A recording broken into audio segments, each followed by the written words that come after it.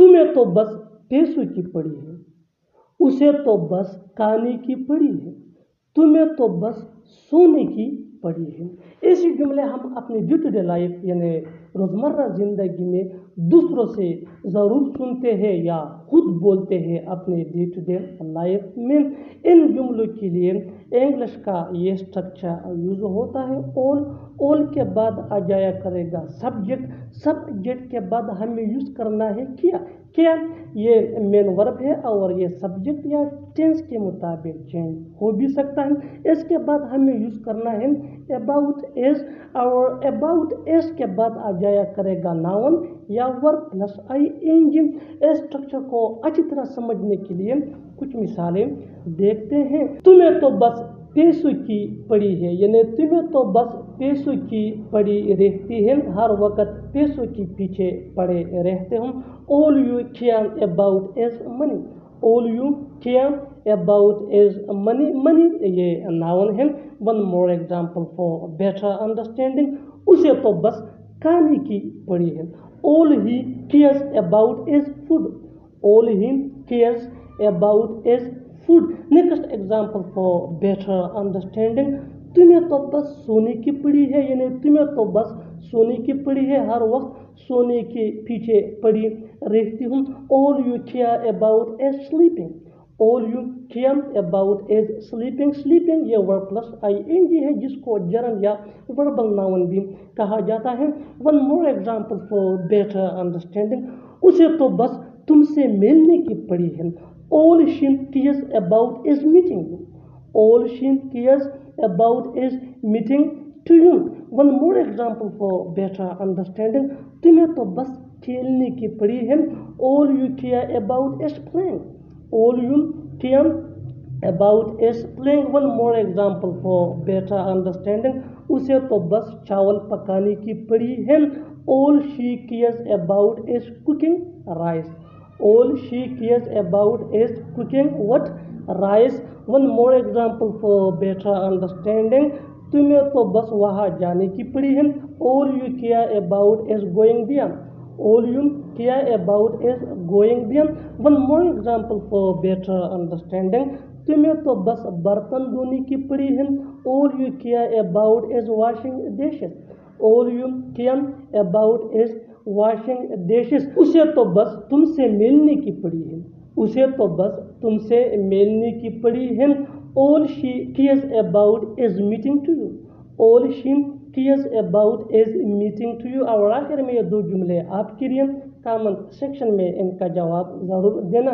तुम्हें तो बस उससे शादी करने की पड़ी है, तुम्हें तो बस उससे शादी करने की पड़ी है। और दूसरा फेकरा है, तुम्हें तो बस उसे बुलाने की पड़ी है, तुम्हें तो बस उसे बुलाने की पड़ी है। Subscribe to English page for more advance English sentence structure. Thanks. मुझे मालूम था कि उसे ये नौकरी मिल जाएगी, मुझे पता था कि वो आएगा, मुझे पता था कि तुम मुझे फ़ोन नहीं करोगे।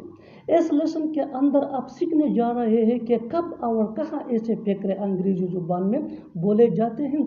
अगर देखा जाए तो ऐसे फ़िक्रे हम अपनी डे टू डे लाइफ यानी रोज़मर्रा ज़िंदगी में ज़रूर बोलते या सुनते हैं। इन जुमलों में हम कह रहे हैं मुझे मालूम था या मुझे पता था। इसके लिए आपको यूज़ करना होगा इंग्लिश में आई न्यू। आइए कंप्लीट स्ट्रक्चर समझते हैं। आई न्यू प्लस डेट के बाद आ जाया करेगा सब्जेक्ट के बाद हमें यूज़ करना है वुड और नेगेटिव सेंटेंस के लिए वुडंट, वुड या वुडंट के बाद आ जाया करेगा V1 यानी फर्स्ट फॉर्म ऑफ वर्ब जिसको बेस्ट फॉर्म ऑफ वर्ब भी कहा जाता है। V1 के बाद आ जाया करेगा अदर वर्ड्स अगर है तो। इस स्ट्रक्चर को अच्छी तरह समझने के लिए कुछ मिसालें देखते हैं। मुझे मालूम था कि उसे ये नौकरी मिल जाएगी, यानी पास्ट में माजी में मुझे पता था, मुझे मालूम था कि फ्यूचर में आने वाले वक्त में उसे ये नौकरी मिल जाएगी। ये सेंटेंसेस ये फ़िक्रे हम तब यूज़ करते हैं जब हम पास्ट में माजी में फ्यूचर के बारे में बात कर रहे हैं। यानी पास्ट में मुझे मालूम था कि फ्यूचर में उसे नौकरी मिल जाएगी। होप कि ये कॉन्सेप्ट आपको समझ आ रहा होगा। मुझे मालूम था कि उसे ये नौकरी मिल जाएगी। आई knew that he would get this job, I knew that he would get this job. One more example for better understanding, मुझे पता था कि वो आएगा, यानी पास्ट में मुझे पता था कि फ्यूचर में वो आएगा। ये फ्यूचर के पास्ट से रिलेटेड सेंटेंस है। अगर हमें ऐसा कहना हो कि मुझे पता है कि वो आएगा, तो फिर हमें वुड के बजाय विल यूज करना है। सो मुझे पता था कि वो आएगा, आई knew that he would come. और अगर हमें ऐसा कहना हो कि मुझे पता है कि वो आएगा, तो फिर हमें ऐसा कहना है अंग्रेजी जुबान में, I know that he will come. Hope कि ये कॉन्सेप्ट आपको समझ आ रहा होगा। One more example for better understanding, मुझे पता था कि तुम मुझे फ़ोन नहीं करोगे, ये नेगेटिव फैक्टर है। आई knew that you wouldn't call me, I knew that you wouldn't call me. Wouldn't ये वुड नॉट का शॉर्ट फॉर्म है। Next example for better understanding, मुझे मालूम था कि बारिश होगी, यानी मुझे पता था पास्ट में कि फ्यूचर में बारिश होगी। आई knew that it would rain, I knew that it would rain. बिल्कुल हम स्ट्रक्चर को स्टेप बाय स्टेप फॉलो कर रहे हैं। आप भी स्ट्रक्चर की मदद से सीख सकते हैं, बना सकते हैं। ऐसे बहुत से जुमले अंग्रेजी जुबान में आसानी से that can be really helpful for you, which can take you from basic to advanced level. Keep this point in your mind that जितना ज़्यादा प्रैक्टिस करोगे उतना ही जल्दी इंग्लिश सीख जाओगे।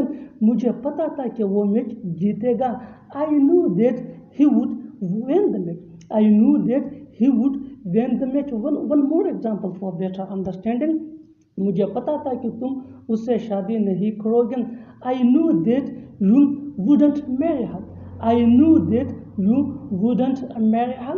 One more example for better understanding, मुझे मालूम था कि तुम इस काम को ख़त्म करोगे, आई knew that you would finish this work, I knew that you would finish this work. One more example for better understanding, मुझे पता था कि तुम हार नहीं मानोगे, आई knew that you wouldn't give up, I knew that you wouldn't give up. One more example for better understanding, मुझे पता था कि तुम नहीं आओगे, आई knew that you wouldn't come, I knew that you wouldn't come. मुझे पता था कि वो तुमसे मिलेगा, I knew that he would meet you, I knew that he would meet you.